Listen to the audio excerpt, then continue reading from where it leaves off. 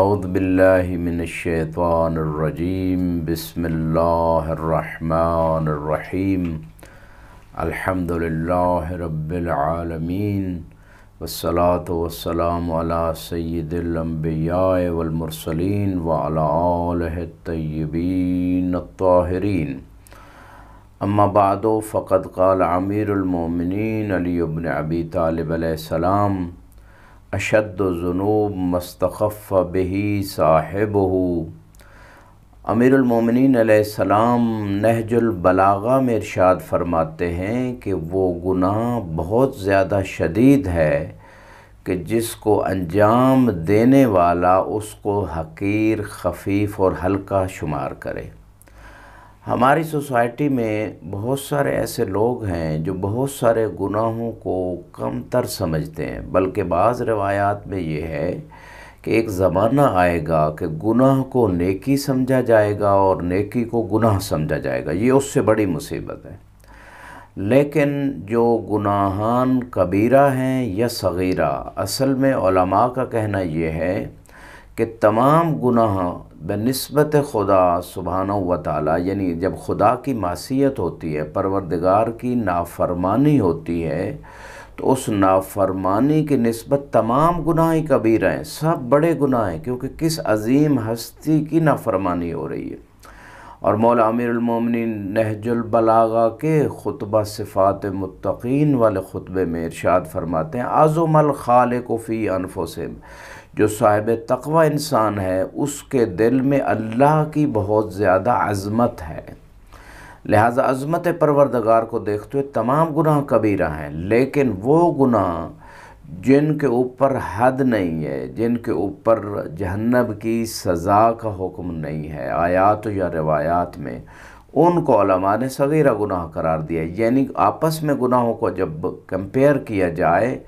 تو اس میں وہ گناہ کہ جن کے اوپر حد کا، جیسے کوڑے 100 کوڑے مارنے کا، ہاتھ کاٹنے کا، رجم کرنے کا، جو بھی سزائیں مقررہ ہیں اسلام میں، ان کا جو تعین نہیں ہے جن گناہوں کے اوپر، ان کو صغیرہ کہا جاتا ہے۔ اب یہاں پہ مولا کے اس فرمان نہج البلاغہ کی روشنی میں ہم دیکھتے ہیں کہ کسی چیز کو، خدا کے حکم کو کم تر سمجھنا کن کن امور زندگی میں عام طور پہ انسان سے ہو جاتے ہیں۔ مثال کے طور پہ امام صادق علیہ السلام آخری وقت میں اپنے خاندان والوں کو، کنیزوں، غلاموں کو جمع کر کے فرماتے ہیں لا تنالوا شفاعتنا من استخف بالصلاۃ، کہ جس نے نماز کو حقیر سمجھا اسے ہماری شفاعت نہیں ملے گی۔ اب یہ جو بات ہے نماز کو حقیر سمجھنے کی، دوسری بعض روایات میں معصوم فرماتے ہیں کہ ہر وہ شخص جو دوسرے کاموں کو نماز پہ ترجیح دیتا ہے، نماز وہ پڑھتا ہے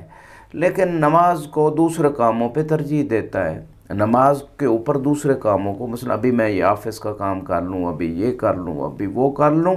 تو نماز کو حقیر اور خفیف سمجھ رہا ہے بنسبت حکم خدا، تو یہ بہت بڑا گناہ بن جائے گا۔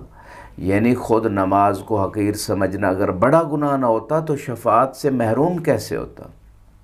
تو جو انسان شفاعت سے محروم ہے وہ جنت بھی نہیں جا سکتا۔ تو اس کا مطلب ہے خود نماز کو حقیر اور خفیف کم تر سمجھنا، اہمیت نہ دینا، اگرچہ پڑھتا ہے، اور جو پڑھتا ہی نہیں ہے اس کے بارے میں تو اور شدید آیات بھی ہیں، روایات بھی ہیں۔ قالوا ما سلککم فی سقر، قرآن میں ہے، کون سی چیز تمہیں جہنم کی وادی میں لے گئی؟ جنت والے لوگ جہنمیوں سے پوچھیں گے قالوا لم نکو من المصلین، ما سلککم فی سقر، یہ جنتی پوچھیں گے کہ تمہیں کون سی چیز جہنم کی وادی سقر میں کون سی چیز لے گئی؟ تو جواب آئے گا کہ ہم نماز نہیں پڑھتے تھے۔ اب یہاں پہ اور بہت سارے موارد ہیں جہاں پہ انسان بعض چیزوں کو، حکم خدا کو اہمیت نہیں دیتا، خفیف سمجھتا ہے، ہلکا سمجھتا ہے،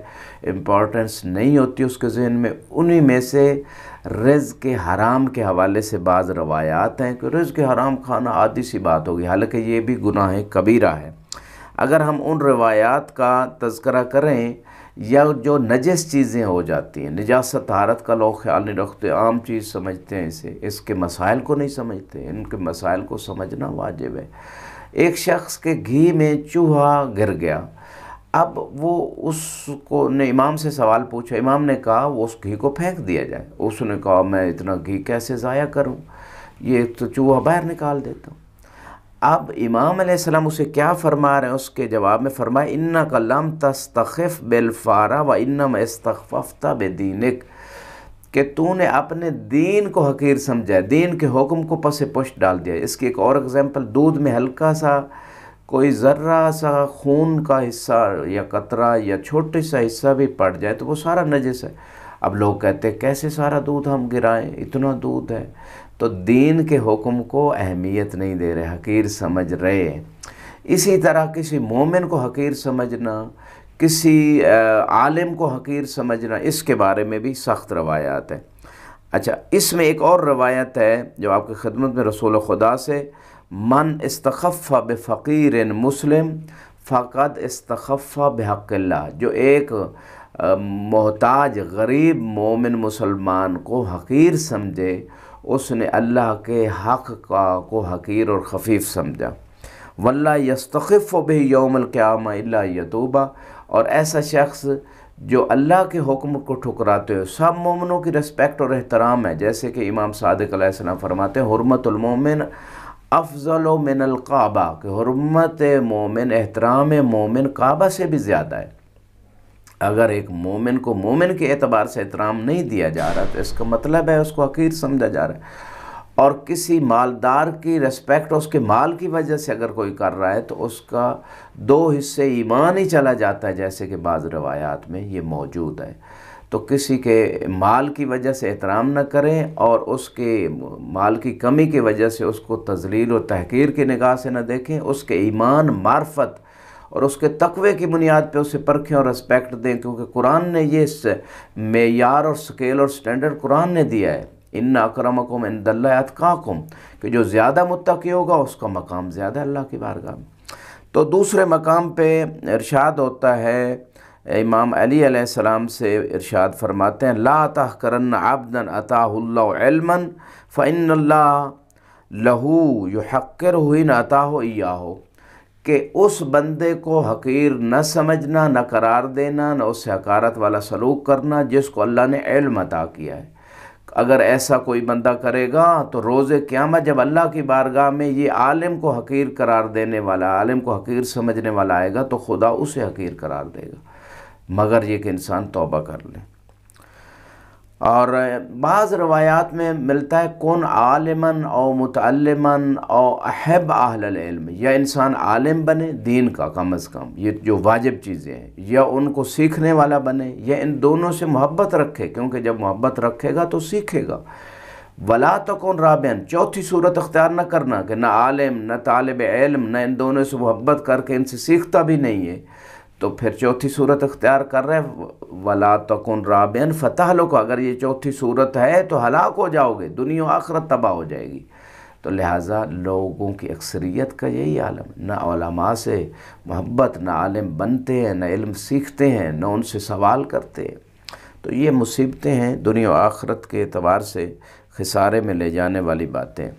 اس کے علاوہ میں ایک مقام آپ کی خدمت میں ایک اور روایت امیر المومنین سے فرماتے ہیں لا صغیرہ بصغیرہ مع الاصرار، وہ گناہ جو چھوٹا ہے لیکن اگر اس کو بار بار کیا جا رہا ہے تو وہ صغیرہ نہیں رہتا، وہ بڑا گناہ ہو جاتا ہے۔ اور فرمایا ولا کبیرہ بکبیرہ مع الاستغفار، اگر کوئی کبیرہ گناہ غلطی سے ہو گیا ہے تو اگر اس سے توبہ کر لی جائے تو پھر وہ کبیرہ نہیں رہتا۔ پہلے اور ایک اور روایت میں لا تحقرن صغائر الآثام فإنها الموبقات، چھوٹے گناہوں کو چھوٹا نہ سمجھنا، یہ آپ کو ہلاکت میں ڈال دیں گے۔ جب بار بار انسان چھوٹے گناہوں کو انجام دیتا ہے، غفلت میں پڑ جاتا ہے، پھر بڑے گناہوں پہ انسان کو جرأت ہوتی ہے، چھوٹے گناہوں کی اہمیت نہیں ہوتی۔ اور اسی چاہے وہ حقوق العباد کے حوالے سے ہوں، حقوق اللہ کے حوالے سے ہوں، انسان کی آخرت کے خسارے کا باعث بھی ہے، نیکیوں میں کمی اور نیکیوں کو ضائع کرنے والی چیزوں میں بھی ہے۔ خدا ہم سب کو تمام ان گناہوں سے بچائے کہ جو گناہ چاہے وہ چھوٹے ہوں یا بڑے ہوں، اور اگر ہم سے خدا خواستہ غلطی سے مرتکب کر بیٹھیں تو فوراً ان گناہوں سے توبہ کریں، اللہ سے بھی مغفرت سچے دل سے توبہ تک کی جائے تاکہ آئندہ، توبہ کا یہی معنی ہے کہ آئندہ وہ گناہ، آئندہ اس پہ عزم ہو کہ ایسا گناہ نہیں کروں گا۔ اور پھر چاہے نماز چھوڑنے کا گناہ ہے، کسی کی انسلٹ کا گناہ ہے، کسی کو اذیت دی ہے، روزے کو چھوڑا ہے، جو بھی گناہ ہے، خدا ہم سب کو صحیح معنوں میں عمل صالح انجام دینے کی توفیق عطا فرمائے۔ وآخر دعوانا الحمدللہ رب العالمین۔